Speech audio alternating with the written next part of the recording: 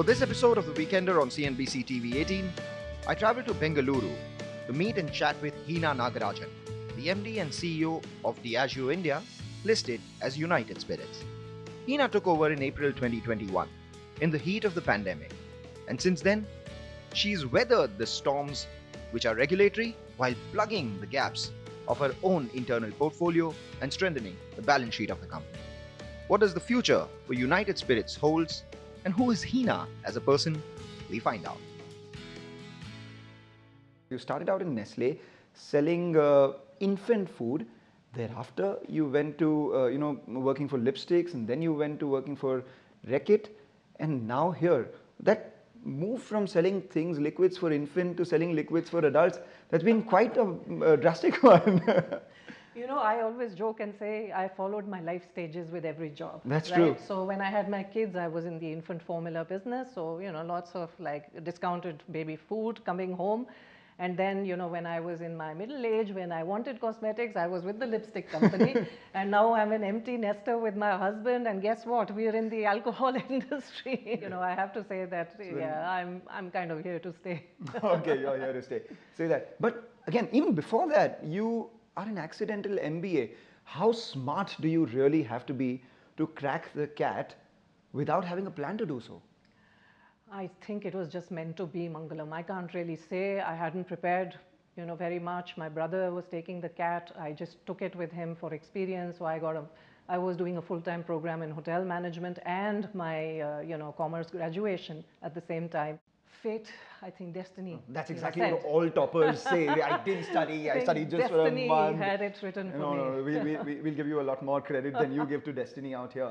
But talking about business itself, you said India brings 100 million new legal age drinkers to the world every year. That's faster than anywhere else in the world right now. The youngest population, the demographic dividend for alcohol, all of that has been a story for the last decade or so. What it's looking like, and anecdotally, is yes, working. But in terms of numbers, the category has been growing even slower than something like hair oil. What's plaguing the growth? Why is it not showing in the numbers? Look, I think what's happening is the volume end, which is the lower priced end, is slowing down. But what's really growing fast is the premium end, right? So premiumization is here to stay, and just like every other FMCG company is experiencing, our industry is seeing that, and actually we are delighted because we do want people to drink better, not more. So that's why you see the industry looking slower on volume growth, but value looks much better, right? And that is where the future profit pool is going to lie. If you just look at the demographic dividend that you were talking about, if you just look at the new cohorts that are emerging, affluent, high net worth individuals, women as a cohort, if you look at the aspiration levels in boom towns, I think we are estimating double-digit growth at the premium end for the next decade or so. The next decade or so. And does that mean higher margins as well? Because mid-teens is what you've been talking about. Mathematically speaking, you can't go a lot beyond mid-teens, largely because a part of your portfolio is capped with the 10%. Does that happen? Or structurally they stay around the mid-teens or at best high teens? So I think the reason, Mangalam, why we've stuck to the mid to high teens is exactly this. Right. Like one of the things is the price regulation, right? And there is ongoing advocacy to at least get us to an inflation-linked formula, right? I mean, even drugs get that, right? So we will continue that advocacy. In the absence of that, I think the mid to high teens is a very good goal to go for. And actually we look at EBITDA and ROIC because the portfolio is so complementary. One helps the EBITDA, one helps the ROIC. Right. And for us, that is a weatherproof portfolio. What is your share of revenue between browns and whites? Is there a margin differential? Look, the market itself is skewed to browns, right? So the market itself is 80-85% browns, and whites is a new phenomenon in the country. So our portfolio pretty much mirrors the market, right? But the whites portfolio is growing very fast. The whites category is growing quite fast in the country. They are also perceiving well-being benefits with the whites, compared to the browns or even beer, right? Lower calories and a lighter drink. And a lot of the young people, and you'll know that yourself, I mean, you belong to that cohort, right? I belong to the teetotaler cohort, so which is why I can... I know, but a lot of people are choosing to really moderate their drinking, which we are very pleased about. Hopefully it will become... What's the delta? How fast is... 25-30%. The whites are growing quite fast. So, it will become a larger part of the market, but the browns are not going away. Recently, what happened in Karnataka? How much has that impacted your volumes? It has impacted brand MRPs by about 5 to 17%, Right. depending on where you are on the price ladder. It's coincided with the Shravan slowdown, Right. So very difficult to say how much pricing is playing a role and how much just the seasonality is playing a role. But in general, we would expect the volumes to slow down. There is an Adhik Mas, which is two Shravans put together. So could that impact your second quarter volumes along with Karnataka? It could, difficult to say. It could impact. It normally does. But we also think the rebound will happen, in time for season. I mean, season is our peak selling period, right? So I expect that the rebound could come quite fast. So that doesn't impact your full year guidance of double-digit revenue growth? No, we are sticking to our guidance. And a lot of state elections that we are going to see going forward as well in the next 18 months, and a central election coming by as well. With this policy, a lot of freebies coming in and then the alcohol industry being taxed for that, do you think there is a risk for this to become commonplace going forward as we go into many elections? Look, Mangalam, elections are always very tough for our industry around the world. Yeah. Okay, but it is also business as usual for us. I mean, we go through elections every few years, right? The fact is that we are also very strong contributors to the state revenue. So there is a balance. I think the states recognize that, right? We know how to navigate these. And I think we just focus on what we can control, which is, catering to the consumer needs, giving them the best offerings, and, driving efficiency through our value chain to be able to fund, to grow our brands, and be able to deliver our guidance. I was looking at some numbers, and a decade ago, tax as a proportion of your gross sales were around 55 to 65 odd %. A decade later, the incidence of tax has only increased from 55 to 65% to 75 to 85%. Do you think we're at the tipping point of the Laffer curve, so to say, in economics? The fact is that I think we've reached a point where it has to stop, right? Otherwise, it will be unviable for any industry player to be able to invest and do business in the right manner, right? We also have enough modeling to show that beyond a certain point of taxation, the industry starts declining. I think the Karnataka government is probably going to sense that over the next few months, because we do expect slowdown. And we have seen, Mangalam, that in COVID, a number of states, if you remember, had put that COVID tax. Cess. And the COVID cess led to major declines in industry, and then you saw the rollback, right, in the COVID cess. And hopefully that evidence will help us go forward and curb this, imbalance in the equation. Let's hope that things normalize here, but let's not take away from the positives of the regulatory environment as well. One is that the legal industry is gaining more traction. The second is that there is the likelihood of the UK-India free trade agreement. What have you heard on it, and what would be the benefit for you? The impact is difficult to say, because it depends on how much duty reduction. It depends on the phasing of it. It also depends on, what happens with the state excise, in the light of this, because I mean, that is a central reduction. It's a smaller part of the value chain. If the state governments did not try and make that up in some form or the other through other taxes, then we anticipate that the benefit could be 5 to 15%, depending on how much reduction happens on the MRP. And of course, it will be an impetus for volume gains. Indians are prolific travelers. Yeah. They see all these brands everywhere in the world. So, I mean, not having them available in India is not fair to the Indian consumer. I completely agree with you. And being a teetotaler, I still see a lot of love for Indian whiskey around the world and in India itself. That's one of the big moves we are making, right? So Godawan was launched as a first step to take Made in India to the rest of the world. And actually, we've rolled it out in New York, we've rolled it out in Dubai, and it's going to Australia now. And people are just loving the Made in India. Speaking about another positive aspect of the regulatory environment, Maharashtra, where the duties were cut, what kind of consumer behavior did you see after that? Definitely, there was an increase in existing volumes. I mean, Maharashtra was one of the highest priced markets for, bottled in origin scotch, for instance, right? So the moment the duties came down, people just started buying from the state, which helps the state revenue and the state's coffers, right? So there was a volume uplift. There was a volume uplift of 10 to 15% at least. And actually that has happened state after state. So, Delhi prior to the route to market change had dropped volumes. We saw a huge increase in volume. West Bengal did the same. And we saw an uplift in volume there as well. And it actually is a win-win for both the industry and the government. So what about Telangana?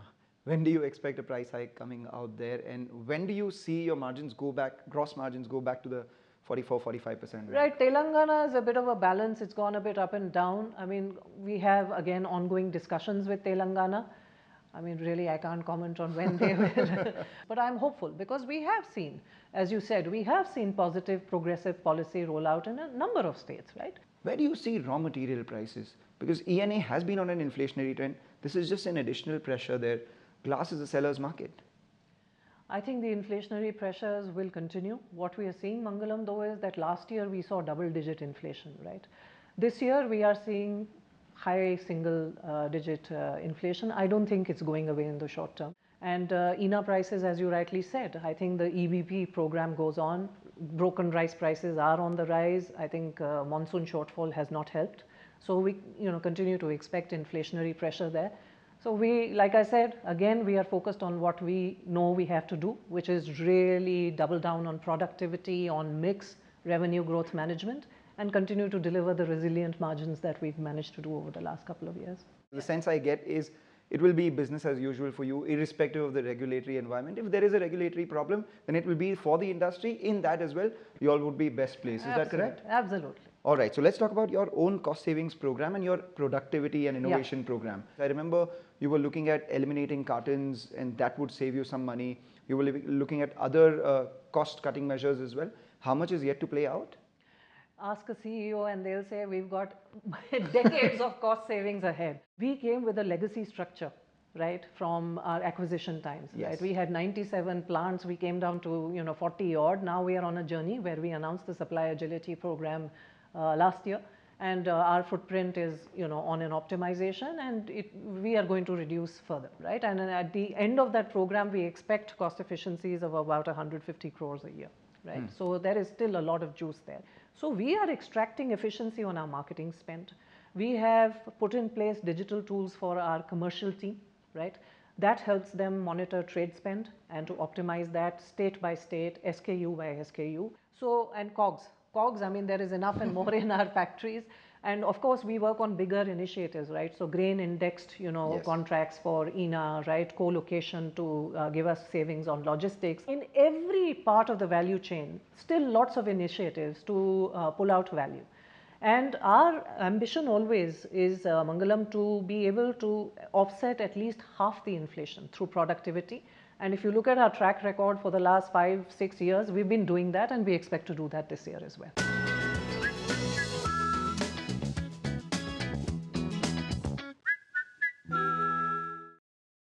I remember you saying that you're pretty excited about Bailey's coming to India and the potential that Bailey's has, largely because of the sweet tooth that Indians have.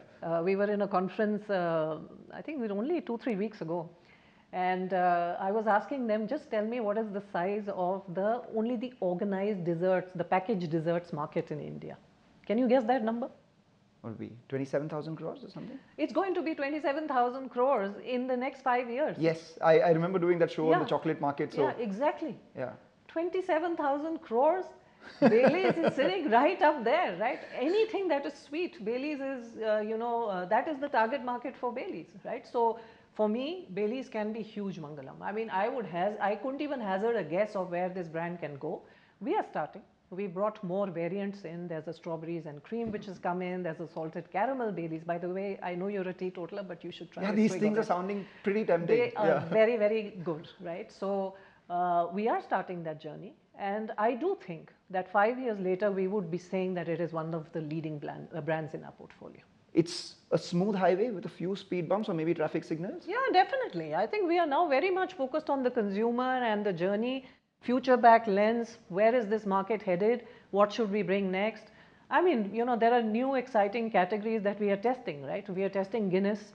more and more popular. I mean, so many Indians travel to the UK, you know, they've tasted Guinness there. So we are seeding it. It is working well. Tequila is a category which has just about started in India, right? It is gaining some traction, particularly in the metros. And this is a category that could go the gin way. We've got so much more exciting innovation, renovation to bring into this country. We are just focused on that. I mean, we are past, you know, bulk of our legacy issues, right?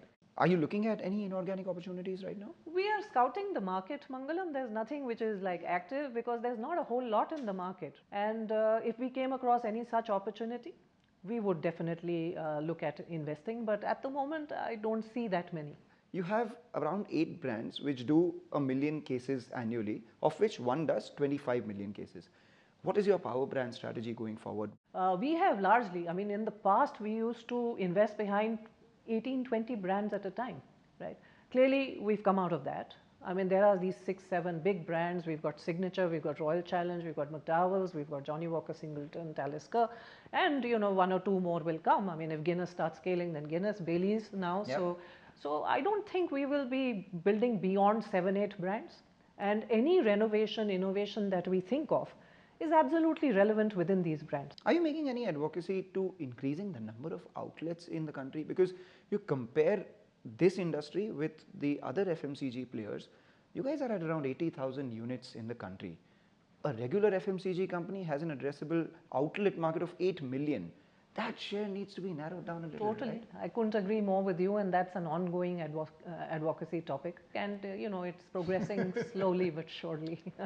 You are at a quarter, pun unintended, of the market right now in terms of volumes.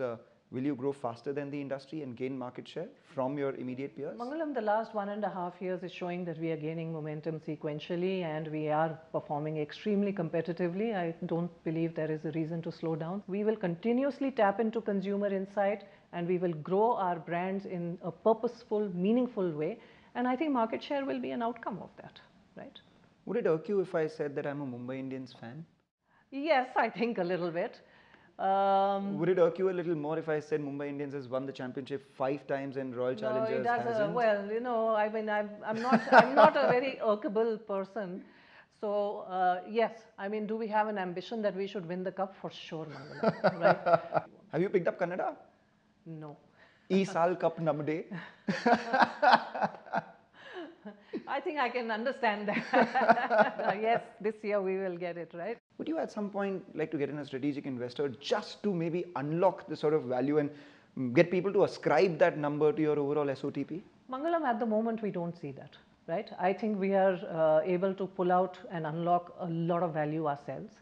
And at this stage, you know, we don't need the money and we don't want to dilute this property that we've created and that personal, you know, involvement and the fandom that we have, which is like, you know, you're in the top 3 teams, sports teams in the world on, you know, social media engagement, right? So our team could command a lot of premium.